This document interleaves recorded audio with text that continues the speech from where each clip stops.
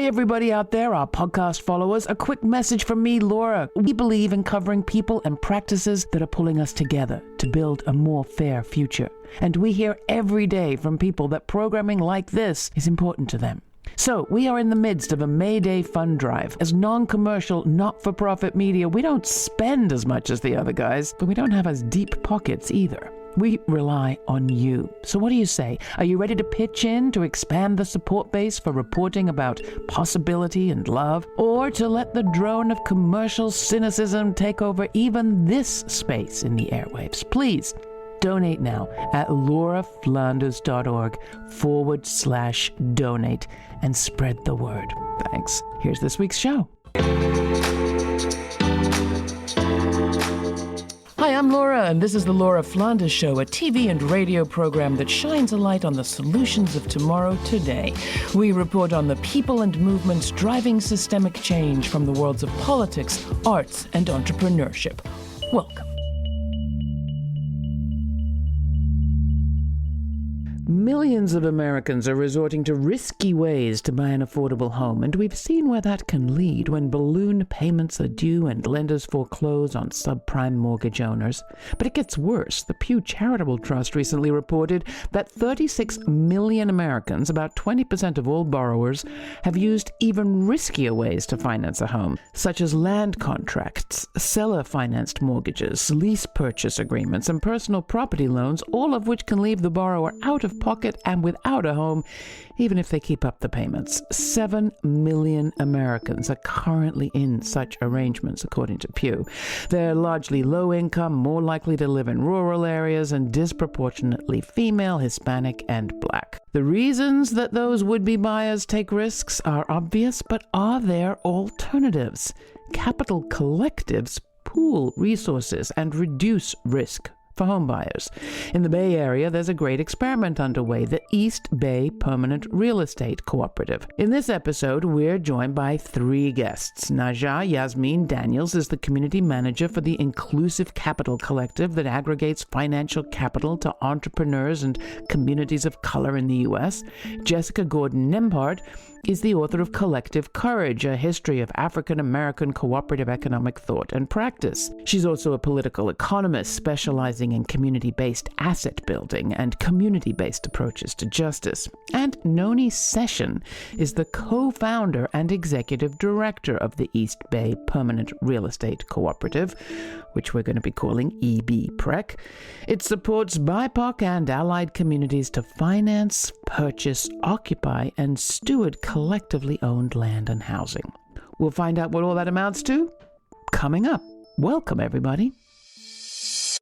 Welcome all. It is fabulous to have you with us. And I want to start by asking you, Noni, just a little bit about the problem that you set out to solve with what we're going to refer to, I think, as EB-PREC. Thanks for having me today, Laura. This is such an honor to be on public television, and even more of an honor to be in conversation with Jessica Gordon-Nembhard, because I didn't even quite understand the problem until I read Collective Courage in a book club after a campaign for city council in Oakland, California. And as we went around the city knocking on doors and asking our city leaders why our city looked the way it did, many of their responses could be summed up to, I have no control over the free market. So then the question is, if we're looking for neighborhood solidarity, economic recovery, if our city leaders don't see a solution, it seems the most logical next step is to contest the market. Jessica, you are no stranger to this situation, and you've also given us an incredible roadmap to how we got here. How did we get to the situation that we see in our streets today? Capitalism is a very dehumanizing, unhuman system, but we are human beings, and really cooperation, mutual aid are what makes us human. That's how we have survived through centuries, right? The first and earliest economic structures were cooperative solidarity economic structures where people work together, help each other, right? Hunting and gathering was all about people doing stuff together so that everybody in the group could get enough to eat and could survive. And so throughout all these histories, over 500 years of racial capitalism, we've still had, when we were able to, we've had groups of people, especially subaltern people, Black, brown, people who are not in the mainstream, who work together to solve the problems in a human way. So pool resources, right? And then distribute those resources according to need, not according to profit. Share ideas, share decision-making. So from small things like isusus and rotating savings and loan to carpooling, right, to then starting our own businesses. And so what we've learned is, right, especially with what economists call market failure, when the capitalist market won't do something because it's not profitable enough for the investors, people come together and do it for themselves, make it profitable because of the way we share the resources, share the risks, and share the surplus and the profits. Coming to you, Najaah Yasmine Daniels, can you tell us a little bit about what you're doing there at the Inclusive Capital Collective, and what's the problem you have taken on to try to address? Which piece of all this? So our mission is to overcome systemic racism in the financial ecosystem through shifting both capital and power in a collective way. So the ICC is currently incubated under Zebras Unite, which is a global international cooperative.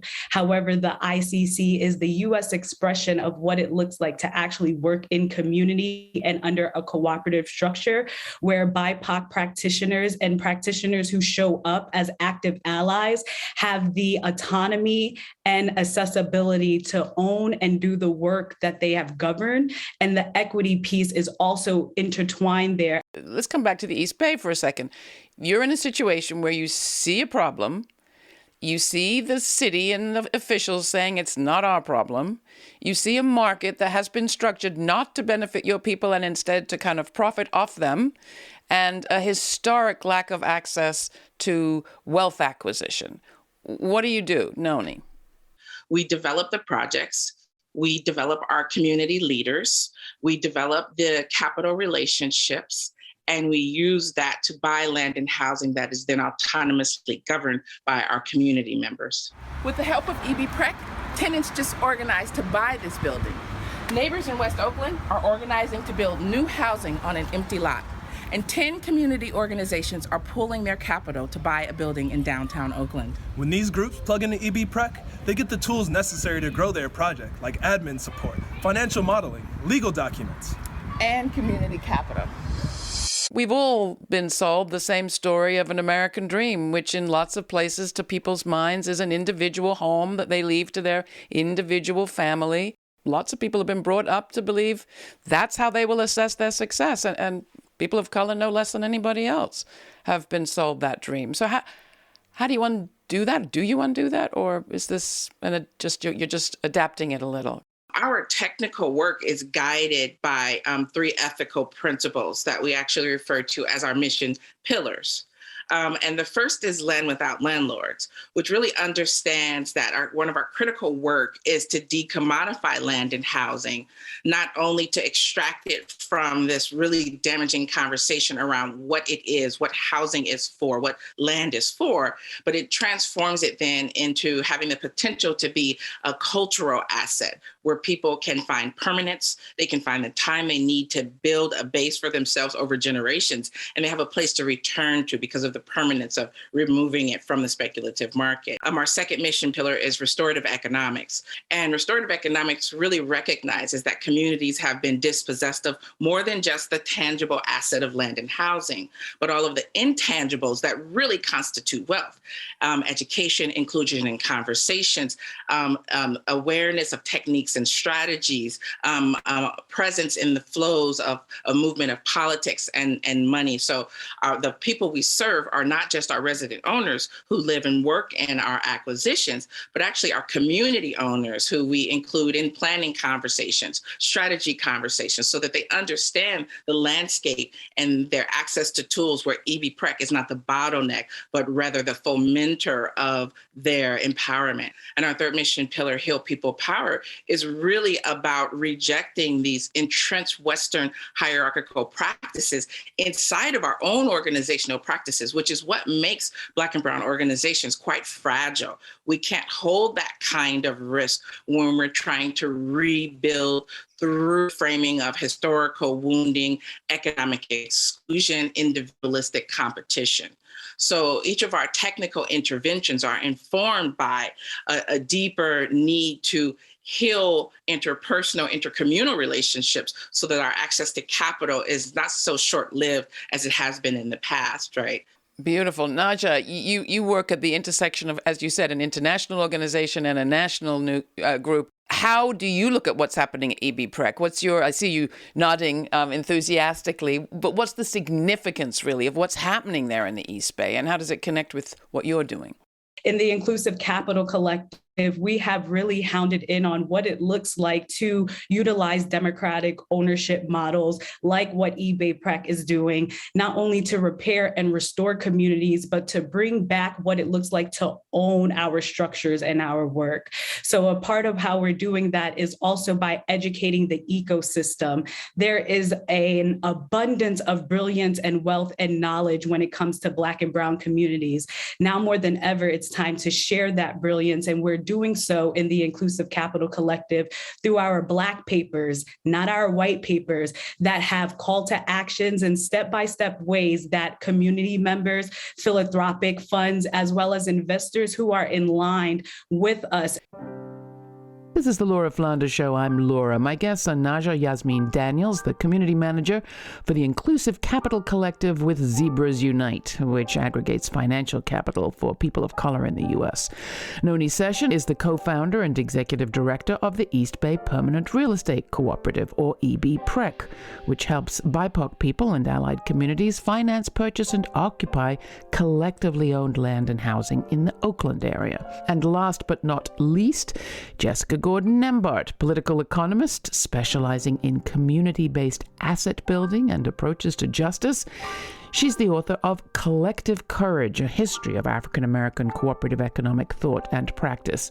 And you can see my interview with Jessica on the publication of that historic book in our YouTube channel or at our website.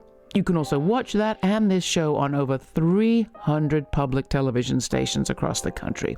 Go to lauraflanders.org for your local station. And while you're there, sign up for our weekly newsletter so that you'll be getting information on all of our web events and audio exclusives as they happen, including the upcoming podcast release of the uncut version of today's conversation and my latest commentary, which is all about the multitudes of power struggles we're facing.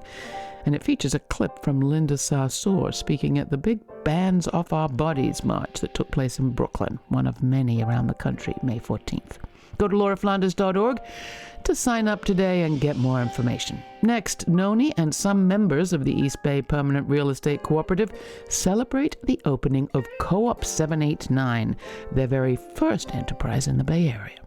But first, here's Times by Doom Cannon, featuring Lex Amour, courtesy of Brownswood Recordings.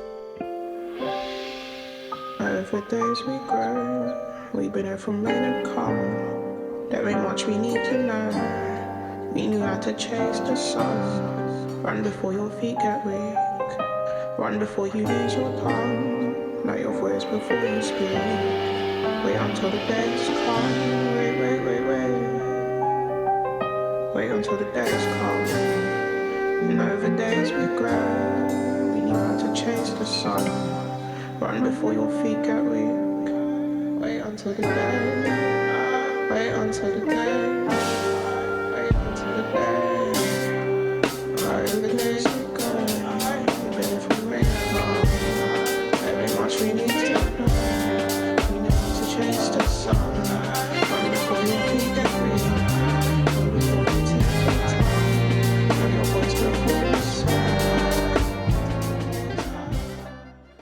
You've shared some video, Noni, of some of the folks who are part of your cooperative. Do you want to talk a bit about who they are and what we might see? One is from our May Day party, which celebrated the closing of escrow of Co-op 789, which was our first acquisition and really our landmark project. That was our proof of concept that we could collect capital from the community and make such a purchase in a market like West Oakland. The idea of having permanent affordability gives me the chance to be a mother in my community. And that's something that I'm not going to be able to do without a home. If I want a house, if I want a family, if I want to be able to support my sisters out there, I'm not going to be able to do that without permanent affordability. And so to have that through EB-PREC, that means so much. One of our members, Sister Najaah, is a veteran, a combat veteran, talking about what it means to be able to see up close, firsthand, folks who are actively, as part of their technical and ethical principles, sharing resources in a radical manner, sharing power in a radical manner. What I'm most excited about is the dismantling of this current structure, this current capitalist structure, and creating opportunities for our people to return to our native states, so to speak, where we are clear about the fact that we're able to do for self. We don't need to ask for anything. We don't need to rely on anyone else for anything. We're here, we've been doing it, we can continue doing it, and we can do it in a cooperative way that supports our values and our missions. Tell us about how the progress is going in Oakland. Are there people that have moved into these homes? Two of our residential acquisitions are fully homed with their owners. Our first one is a multi-unit building in North Oakland with teachers and activists and gardeners. Our second is a single-family home in Berkeley with a detached dance studio, where incidentally they're now launching a business plan out of the detached dance studio for working Black women artists. Our third acquisition is Esther's Orbit Room, where we have closed escrow. We've hired a local firm, Sabi Design Build. We have done lots of community engagement and actually brought jazz back to this historical venue for the first time in 10 years. And now we're on a search for our artists and businesses who we will support in being grounded and launching from inside of the Esther's Orbit Room venue. And so Esther's Orbit Room functions as kind of a cultural artifact for West Oakland, where we're leveraging the meaningfulness of it to gather kind of a customer base and a community base around it as a pilot model that then we're planning to duplicate along the 7th Street corridor. If we continue to wait for our city leaders to restart our communities, we're going to wait because the formula is not there. The formula is in cooperative economics. So we're looking to mine for the cultural and value that's present there right now and leverage the people who live there today, as opposed to speculative future populations, which is typically how city development thinks of itself, as readying itself for future people who are not here now. And just to put a pin on it, that American dream question, individual ownership question, who does ultimately own the homes that the families have moved into? The cooperative entity called the East Bay Permanent Real Estate Cooperative holds it legally.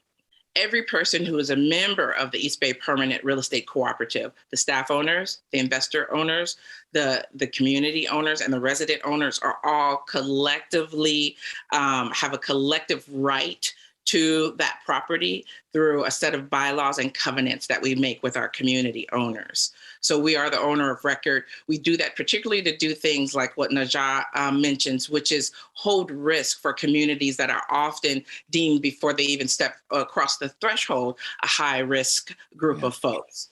So we do that to build a financial identity, to hold risk, to offer the technical assistance, and really the wraparound services that you mentioned in the beginning for folks that typically wouldn't be able to engage in any point in the arc because of the absence of those resources. You know, I feel like you are all like horses racing into this future. And I just need you, Jessica, to help us on the outside of these initiatives to see what we're seeing here, if you know what I mean, to kind of register what's happening here. I mean, listening to you all, I think, well, the future's in good hands. This is all going great.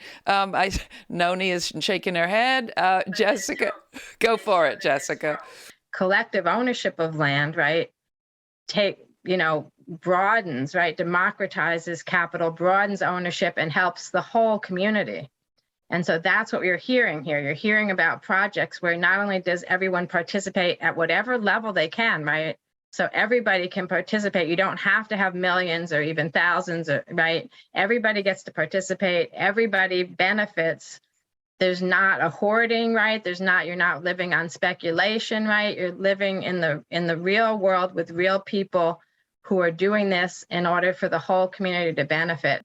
We work together and we create these ecosystems of trust and solidarity that then can broaden and expand in whatever ways make sense. And that makes it all doable, right? Mm-hmm. Because when we think about the huge systems and the huge problems, right, it seems like we can't do it. But when we look at it at that level, right, if we just start small, build together, interconnect, and keep moving together, then we see it's doable. Then we see how it's viable.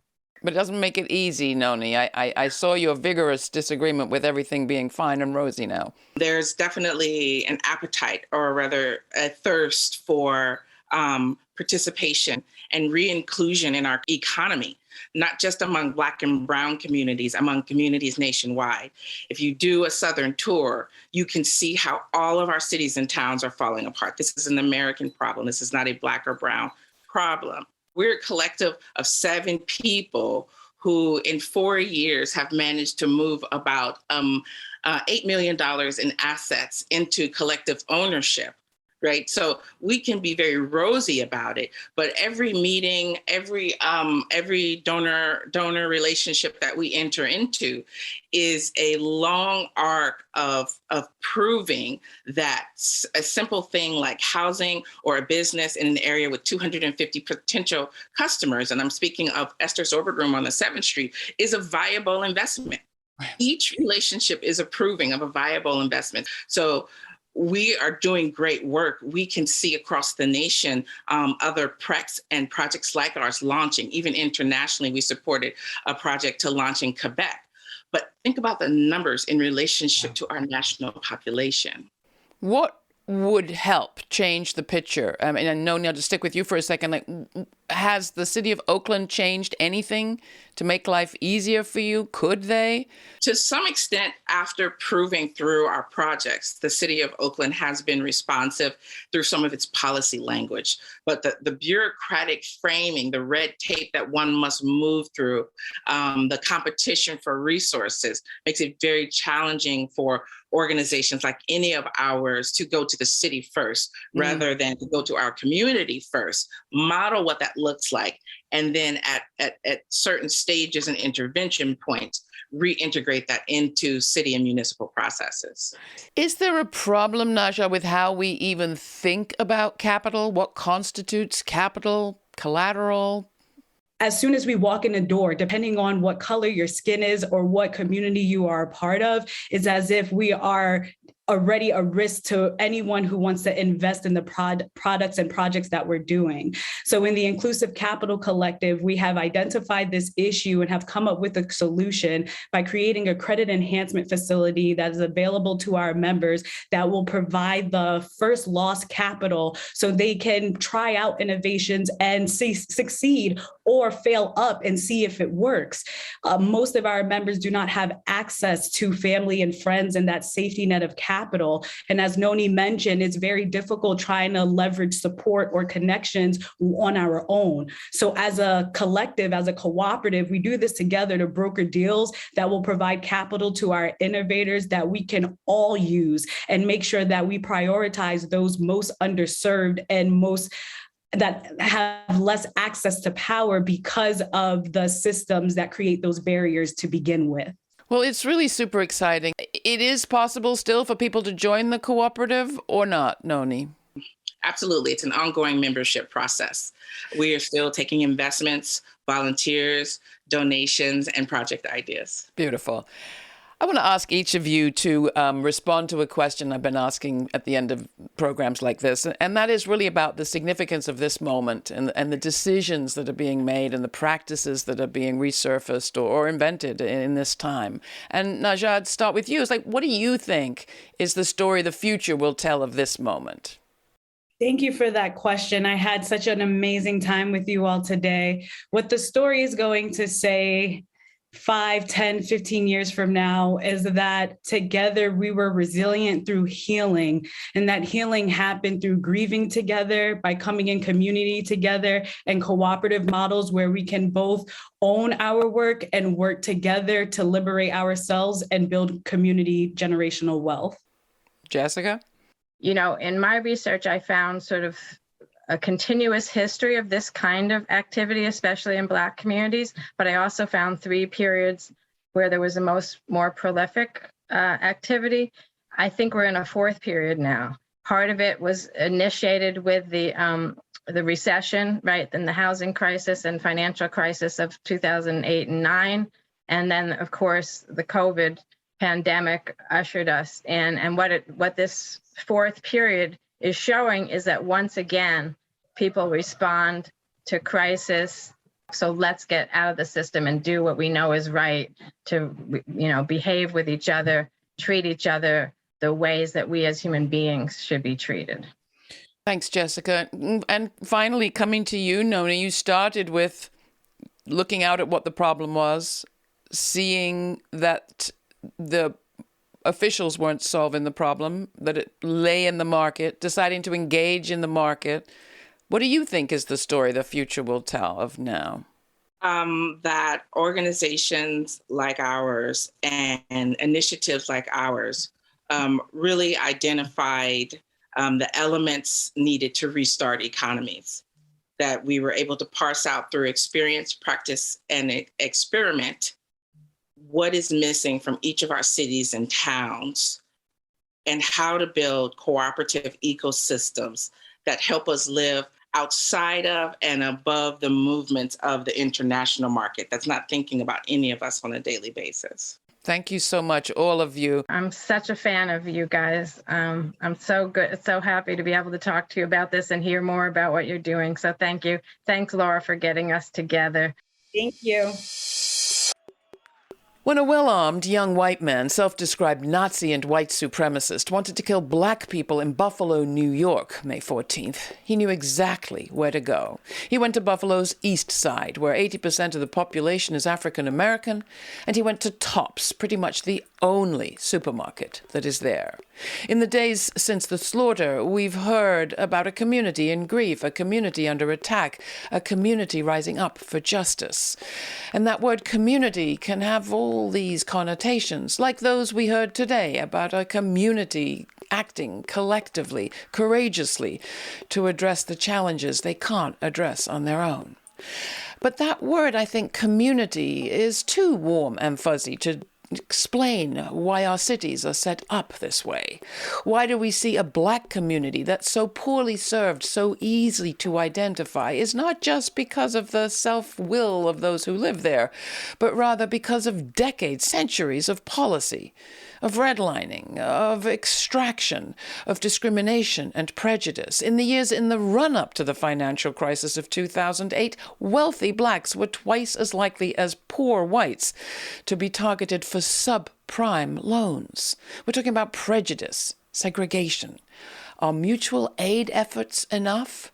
They can get you somewhere, some housing, some opportunity, some fresh food.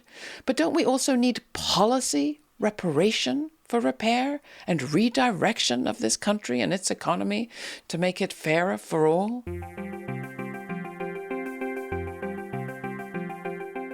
For more information on this week's guests, go to patreon.com/The LF Show, where you will find a suggested reading list and additional related episodes to explore from our archives, and an invitation to watch the premiere of each week's program on our YouTube channel, where you can chat live in real time, Sundays at 11:30 Eastern.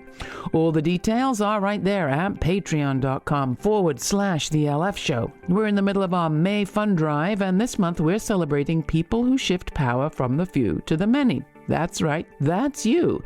We don't want a few people and a few powerful corporations owning our media. We want the people. So that means the people have to step up. You truly do have the power to keep independent media like this getting out to hundreds of millions of Americans every week. No ads, not the market. This show is supported by viewers and listeners. And if everyone who listened pitched in, well, you know the rest. Do your part by becoming a Patreon partner. All it takes is going to patreon.com/The LF Show and committing to a monthly contribution of whatever works for you. Every dollar makes a difference. 5, 10, 20. Sign up at patreon.com/The LF Show and join our beloved Patreon partners. Everybody gets our TV show, radio, and podcast for free, but our partners get extra stuff and uncuts first. So, how about it, partner? Our website, lauraflanders.org, has more options on how to help the program and much more information there, too. So, do your part. We'll do ours. Thanks. This show's produced by yours truly, Laura Flanders, with Jeannie Hopper, Nat Needham, David Newman, Rory O'Connor, Sabrina Artel, and Jeanette Hernandez. Major funding for this program is provided by the Novo Park, Ellen Poss Family, Hisuku Wilson Foundations, the Schumann Media Center, Rising Fund at Tides, Kim Connor and Nick Groombridge, Jane Fonda, and listeners like you. Thanks for listening. Thanks for contributing. Thanks for your ideas. Stay kind. Stay curious. Until the next time, I'm Laura.